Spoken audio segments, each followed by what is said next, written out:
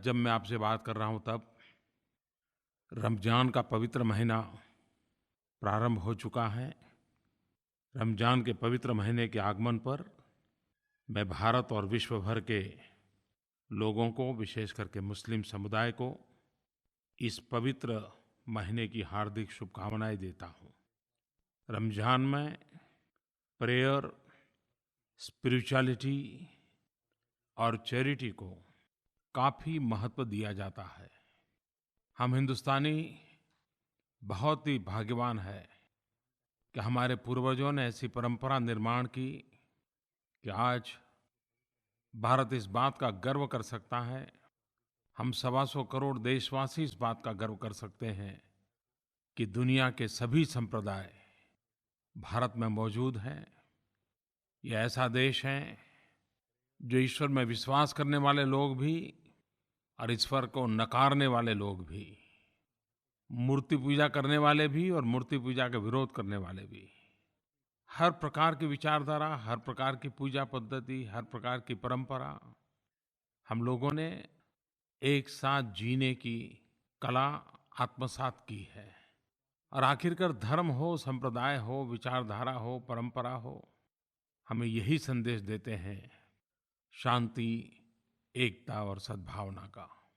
ये रमज़ान का पवित्र महीना शांति, एकता और सद्भावना के इस मार्ग को आगे बढ़ने में ज़रूर सहायक होगा।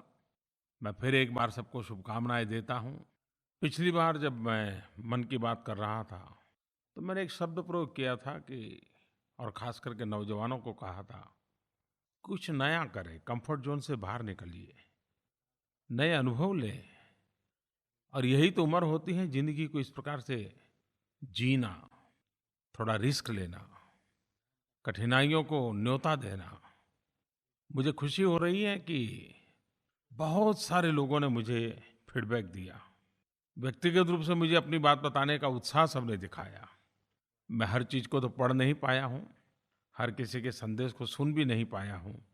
इतने ढेर सारी चीज़ें आई हैं, लेकिन मैंने सरसरी नज़र से भी जो देखा, किसी ने संगीत सीखने का प्रयास किया है, कोई नए वाद्य पर हाथ आज़मा रहा है, कुछ लोग यूट्यूब का उपयोग करते हुए नई चीज़ें सीखने का प्रयास कर रहे हैं, नई भाषा सीखने का प्रयास कर रहे हैं, कुछ लोग कुकिंग सीख रहे हैं, कुछ नृत्य सीख रहे हैं, कुछ ड्रामा सीख रहे हैं। कुछ लोगों ने तो लिखा है कि हम अब कविताएँ लिखना शुरू की हैं। प्रकृति को जानना, जीना, समझना, उस दिशा में प्रयास कर रहे हैं। मुझे बहुत ही आनंद हुआ और मैं एक फ़ोन कॉल तो आपको भी सुनाना चाहूँगा। दिल्ली से दीक्षा कत्याल बोल रही हूँ। मेरे पढ़ने की आदत लगभग छूट ही चुकी थी, इसलिए इन छुट्टियों में मैंने पढ़ने की ठानी। जब मैंने स्वतंत्रता संग्राम के बारे में पढ़ना शुरू किया, तब मैंने अनुभव किया कि भारत को आज़ादी दिलाने में कितना संघर्ष करना पड़ा है, कितना बलिदान देना पड़ा है, कितने स्वतंत्रता सेनानियों ने जेलों में वर्षों बिताए। मैं भगत सिंह और इतने कम में उन्होंने जो कुछ हासिल किया, उससे काफ़ी प्रेरित हुई हूँ। और इसीलिए मैं आपसे अनुरोध कर रही हूँ कि इस विषय में आप आज की पीढ़ी को कुछ संदेश दें। मुझे खुशी है कि युवा पीढ़ी हमारे इतिहास को, हमारे स्वतंत्र सेनानियों को, इस देश के लिए बलिदान लेने वाले लोगों को, उनके विषय में जानने में रुचि रख रही है। अनगिनत महापुरुष जिन्होंने जवानी जेलों में खपा दी, कई नौजवान फांसी के तख्त पर चढ़ गए, क्या कुछ नहीं झेला, और तभी तो आज हम आज़ाद हिंदुस्तान में सांस ले रहे हैं। एक बात हमने देखी होगी कि आज़ादी के आंदोलन में जिन-जिन महापुरुषों ने जेलों में समय बिताया, उन्होंने लेखन का, अध्ययन का बहुत बड़ा काम किया और उनकी लेखनी ने भी भारत की आज़ादी को बल दिया। बहुत वर्षों पहले मैं अंडमान निकोबार गया था, सेल्युलर जेल देखने गया था। आज वीर सावरकर जी की जन्म जयंती है। वीर सावरकर जी ने जेल में माझी जन्मठेप किताब लिखी थी। कविताएँ लिखते थे, दीवारों पर लिखते थे, छोटी-सी कोठरी में उनको बंद कर दिया गया था। आज़ादी के दीवानों ने कैसी यातनाएं झेली होगी। जब सावरकर जी की माझी जन्मठेप ये किताब मैंने पढ़ी और उसी से मुझे सेल्युलर जेल देखने की प्रेरणा मिली थी। वहाँ एक लाइट एंड साउंड शो भी कार्यक्रम चलता है, वो बड़ा ही प्रेरक है। हिंदुस्तान का कोई राज्य ऐसा नहीं था, हिंदुस्तान की कोई भाषा बोलने वाला नहीं होगा जो आज़ादी के लिए काले पानी की सजा भुगतता हुआ अंडमान की जेल में, इस सेल्युलर जेल में अपनी जवानी न खपाई हो।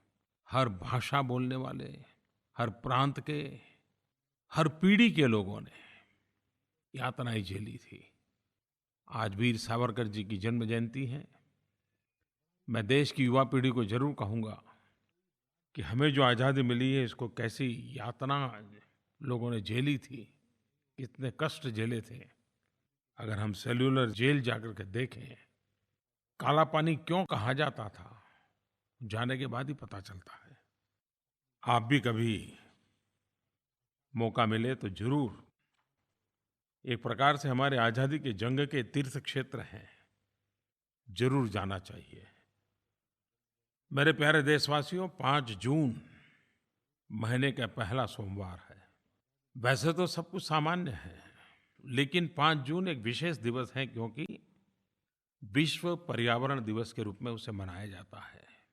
और इस वर्ष यूएन ने इसका थीम रखा है, कनेक्टिंग पीपल टू नेचर। दूसरे में शब्दों कहे तो बैक टू बेसिक। और नेचर से कनेक्ट का मतलब क्या है?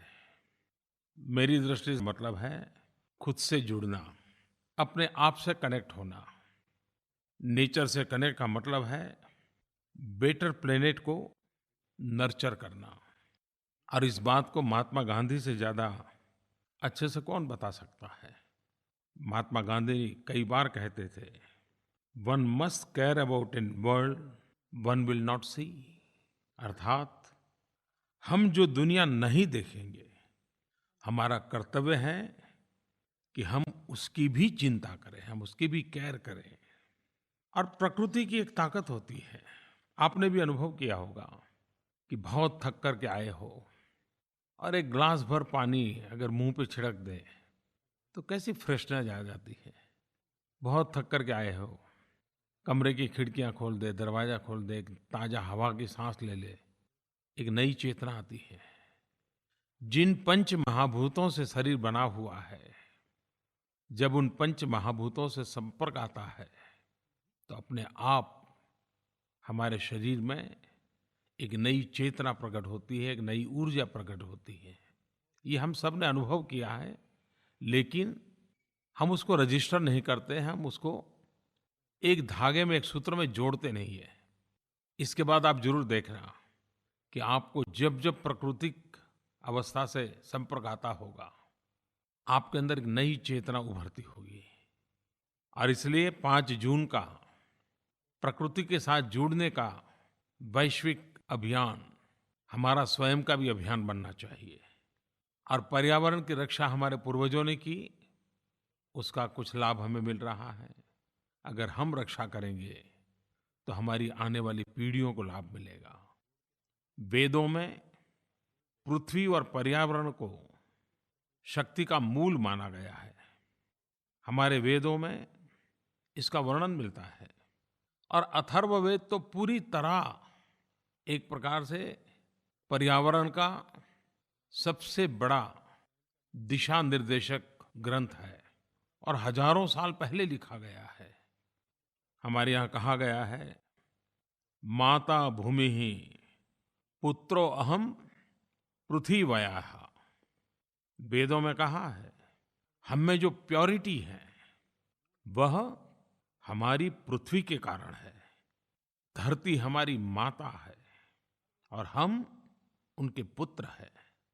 अगर हम भगवान बुद्ध को याद करें तो एक बात जरूर उजागर होती है कि महात्मा बुद्ध का जन्म, उन्हें ज्ञान की प्राप्ति और उनका महापरिनिर्वाण तीनों पेड़ के नीचे हुआ था। हमारे देश में भी अनेक ऐसे त्योहार, अनेक ऐसी पूजा पद्धति पढ़े लिखे लोग हो, अनपढ़ हो, शहरी हो, ग्रामीण हो, आदिवासी समाज हो, प्रकृति की पूजा, प्रकृति के प्रति प्रेम एक सहज समाज जीवन का हिस्सा है। लेकिन हमने उसे आधुनिक शब्दों में, आधुनिक तर्क उसके साथ संजोने की ज़रूरत है। इन दिनों मुझे राज्यों से खबरें आती रहती हैं। करीब-करीब सभी राज्यों में वर्षा आते ही वृक्षारोपण का एक बहुत बड़ा अभियान चलता है। करोड़ों की तादाद में वृक्ष बोए जाते हैं। स्कूल के बच्चों को भी जोड़ा जाता है। समाज सेवी संगठन जुड़ते हैं, एनजीओ जुड़ते हैं, सरकार स्वयं इनिशिएटिव लेती है। हम भी इस बार इस वर्षा ऋतु में वृक्षारोपण के इस काम को बढ़ावा दें, योगदान दें। मेरे प्यारे देशवासियों, 21 जून अब दुनिया के लिए 21 जून जाना-पहचाना दिन बन गया है। विश्व योग दिवस के रूप में पूरा विश्व इसे मनाता है। बहुत कम समय में 21 जून का ये विश्व योग दिवस हर कोने में फैल चुका है, लोगों को जोड़ रहा है। एक तरफ विश्व में बिखराव की अनेक ताकतें अपना विकृत चेहरा दिखा रही हैं। ऐसे समय में विश्व को भारत की बहुत बड़ी देन है। योग के द्वारा विश्व को एक सूत्र में हम जोड़ चुके हैं।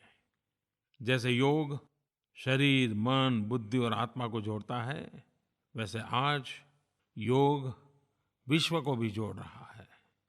आज जीवन शैली के कारण, आपाधापी के कारण, बढ़ती हुई जिम्मेवारियों के कारण तनाव से मुक्त जीवन जीना मुश्किल होता जा रहा है।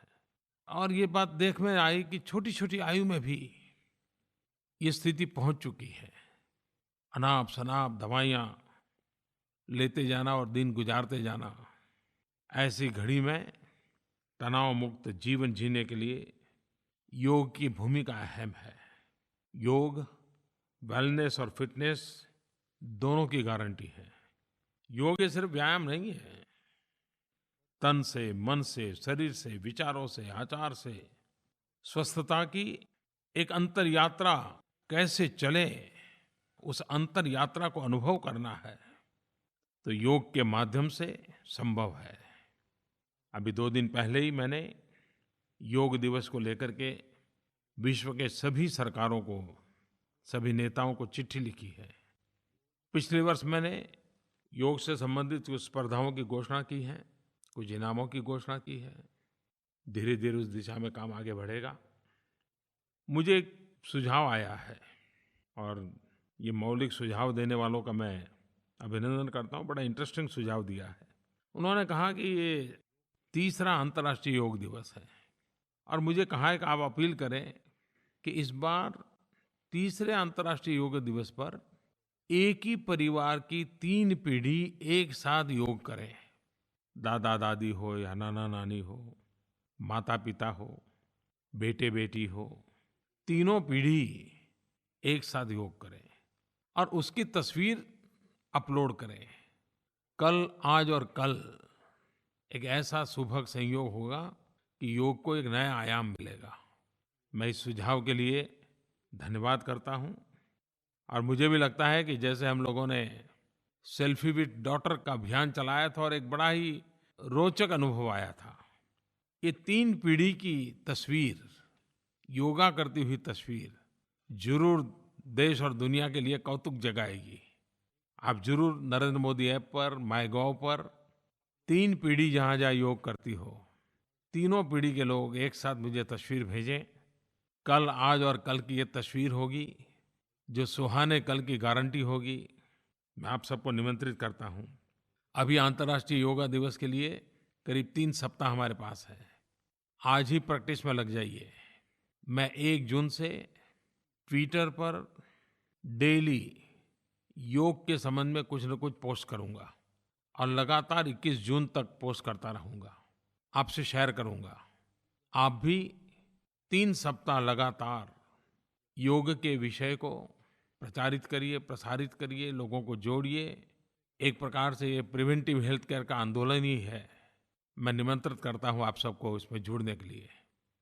जब से आप लोगों ने मुझे प्रधान सेवक के रूप में कार्य की ज़िम्मेवारी दी है और लाल किले पर से मैंने जब 15 अगस्त मुझे पहली बार बोलने का अवसर मिला था, स्वच्छता के संबंध में मैंने बात कही थी, तब से लेकर के आज तक हिंदुस्तान के अलग-अलग भागों में मेरा प्रवास होता है और मैंने देखा है कि कुछ लोग बारीकी से मोदी क्या करते हैं, मोदी कहाँ जाते हैं, मोदी ने क्या किया, बराबर फ़ॉलो करते हैं।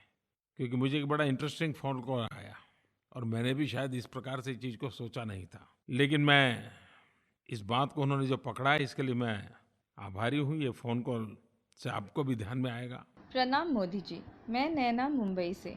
मोदी जी, टीवी पर और सोशल मीडिया में आजकल मैंने हमेशा देखती हूँ, आप जहाँ भी जाते हैं वहाँ के लोग साफ सफाई पर विशेष ध्यान देते हैं। मुंबई हो या सूरत, आपके आह्वान पर लोगों ने सामूहिक रूप से स्वच्छता को एक मिशन के रूप में अपनाया है। बड़े तो बड़े, बच्चों में भी स्वच्छता को लेकर जागरूकता आई है।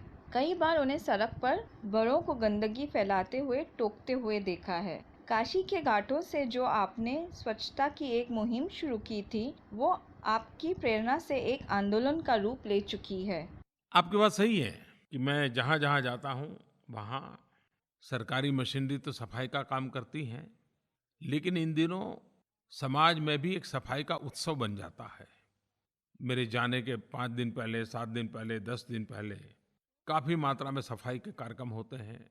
मीडिया भी उसको बड़ा प्राधान्य देता है। अभी मैं कुछ दिन पहले कच्छ गया था, गुजरात में। बहुत बड़ा सफाई अभियान चला वहाँ।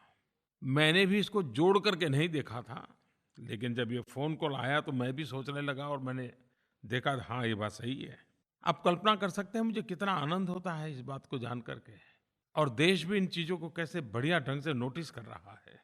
मेरे लिए इससे बढ़कर के क्या खुशी होगी कि मेरी यात्रा से भी स्वच्छता को जोड़ दिया गया है। प्रधानमंत्री के स्वागत के लिए बाकी जो तैयारियां होने की आदत होगी होगी, लेकिन स्वच्छता प्रमुख बात होगी। ये अपने आप में स्वच्छता प्रेमी किसी को भी आनंददायक है, प्रेरक है। मैं इस स्वच्छता के काम को बल देने वाले सभी को बधाई देता हूँ। किसी ने मुझे एक सुझाव दिया, वैसे वो बड़ा मजाकिया सुझाव है, मैं नहीं जानता हूँ कि मैं इसको कर पाऊंगा कि नहीं कर पाऊंगा।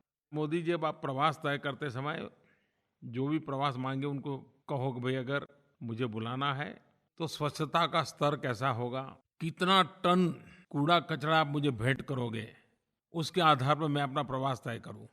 आइडिया बहुत अच्छा है, लेकिन मुझे सोचना पड़ेगा। लेकिन ये बात सही है कि ये मोमेंट तो बनना चाहिए कि और चीज़ें भेंट सौगात में देने के बजाय अच्छा ही होगा कि हम भेंट सौगात में इतना टन कूड़ा कचरा सफाई करके दे देंगे। कितने लोगों को बीमार होने से हम बचाएंगे, कितना बड़ा मानवता का काम होगा। एक बात जरूर मैं कहना चाहूँगा कि ये जो कूड़ा कचरा है, इसको हम वेस्ट न माने। वो वेल्थ है, एक रिसोर्स है। इसे सिर्फ गार्बेज के रूप में न देखें। एक बार इस कूड़े कचरे को भी हम वेल्थ मानना शुरू करेंगे तो वेस्ट मैनेजमेंट के कई नए-नए तरीके हमारे सामने आएंगे। स्टार्टअप में जुड़े हुए नौजवान भी नई-नई योजनाएं लेकर के आएंगे, नए-नए इक्विपमेंट लेकर के आएंगे। भारत सरकार ने राज्य सरकारों की मदद के साथ, शहरों के जनप्रतिनिधियों की मदद के द्वारा वेस्ट मैनेजमेंट का एक बड़ा महत्वपूर्ण अभियान छेड़ना तय किया है।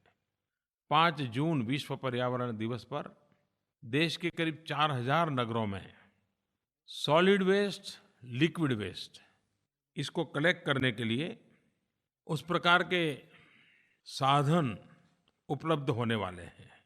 2 प्रकार के कूड़ेदान उपलब्ध होंगे, एक ग्रीन कलर का, दूसरा ब्लू कलर का। 2 प्रकार के वेस्ट निकलते हैं, एक लिक्विड वेस्ट होता है और एक ड्राई वेस्ट होता है।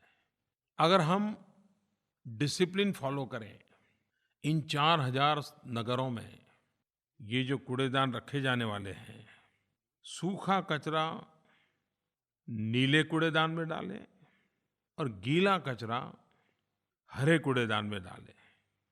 जैसे किचन का जो वेस्ट निकलता है, साग सब्जियों के छिलके हो, बचा हुआ भोजन हो, अंडे के छिलके हो, पेड़ पौधों के पत्ते आदि हो, ये सारे गीले वेस्ट है और उसको हरे कूड़ेदान में डालें।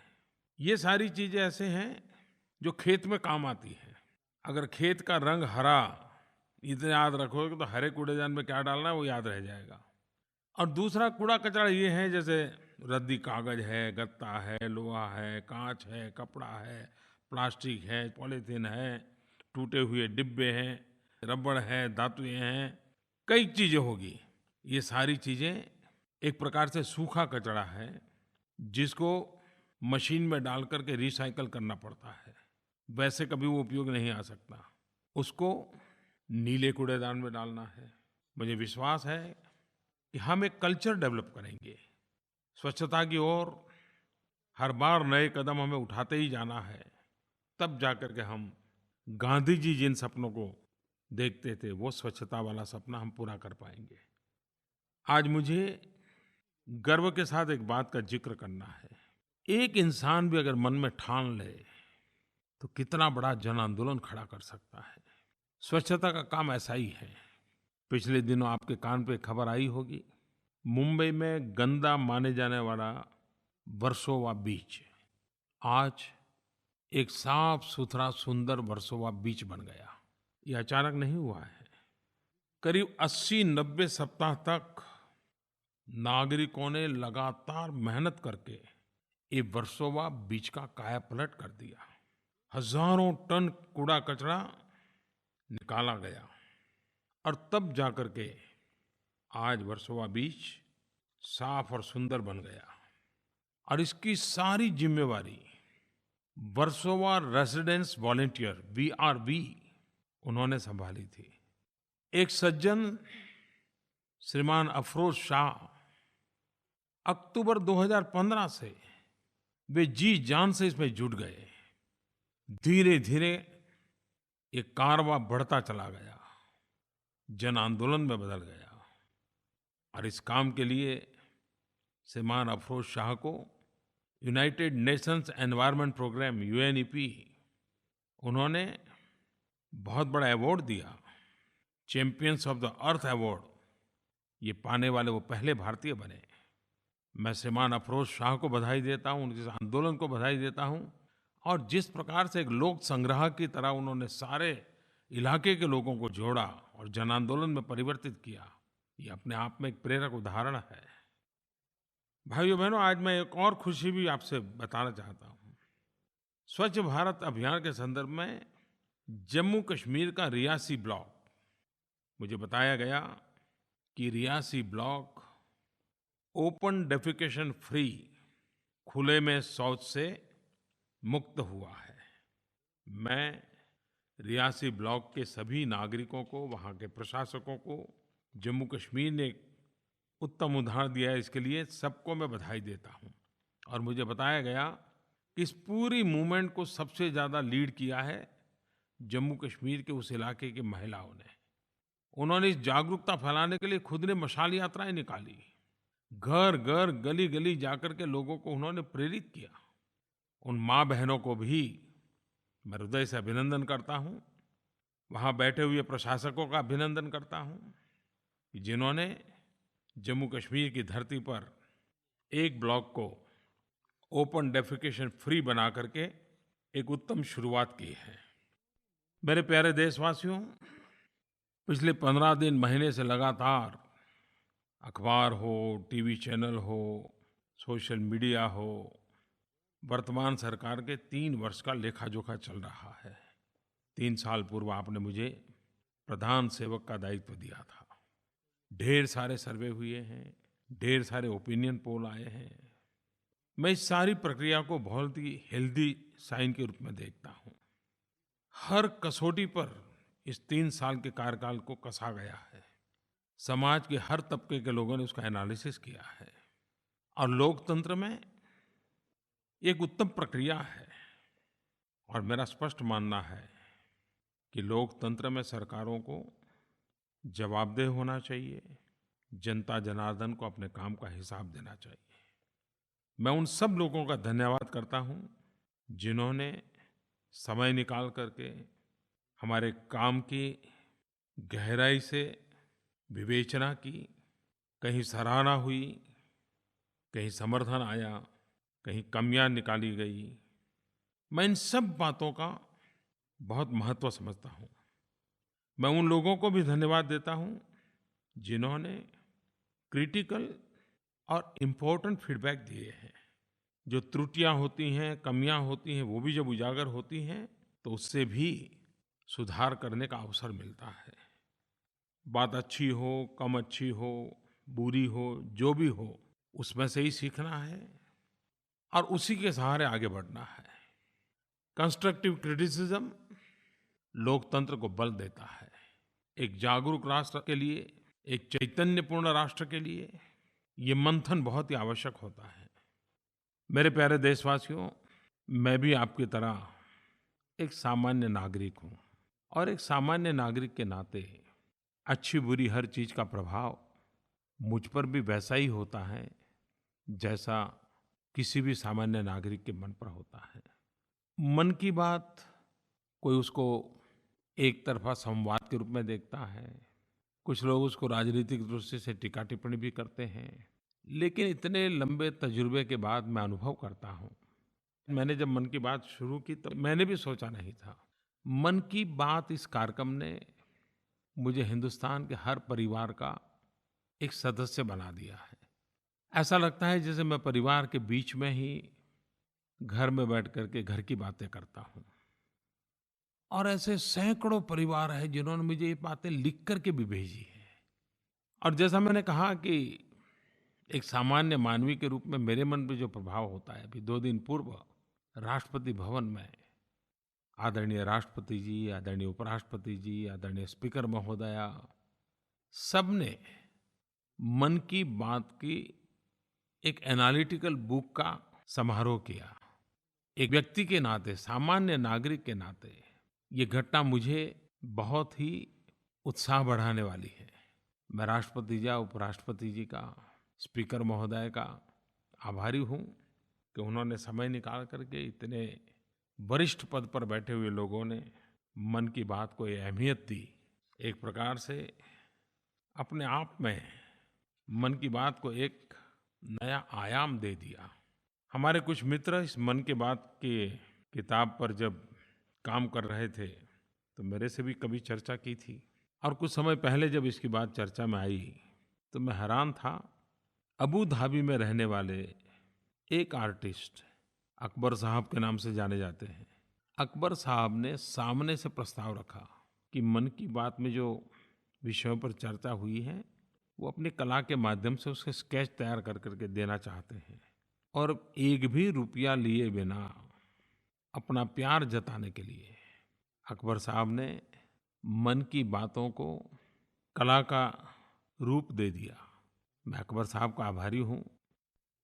मेरे प्यारे देशवासियों, अगली बार जब मिलेंगे तब तक तो देश के हर कोने में बारिश आ चुकी होगी, मौसम बदल गया होगा, परीक्षाओं के परिणाम आ चुके होंगे, नए सिरे से विद्या जीवन का आरंभ होने वाला होगा, और बरसात आते ही एक नई खुशनुमा, एक नई महक, नई सुगंध। आइए हम सब इस माहौल में प्रकृति के प्रति प्यार करते हुए आगे बढ़ें। मेरी आप सबको बहुत बहुत शुभकामनाएं हैं। धन्यवाद।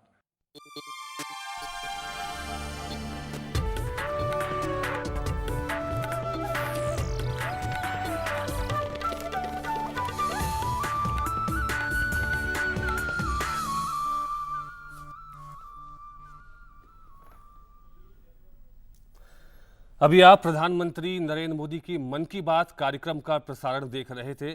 प्रधानमंत्री ने आज के मन की बात कार्यक्रम में कई पहलुओं को छुआ, कई बातों का जिक्र किया। प्रधानमंत्री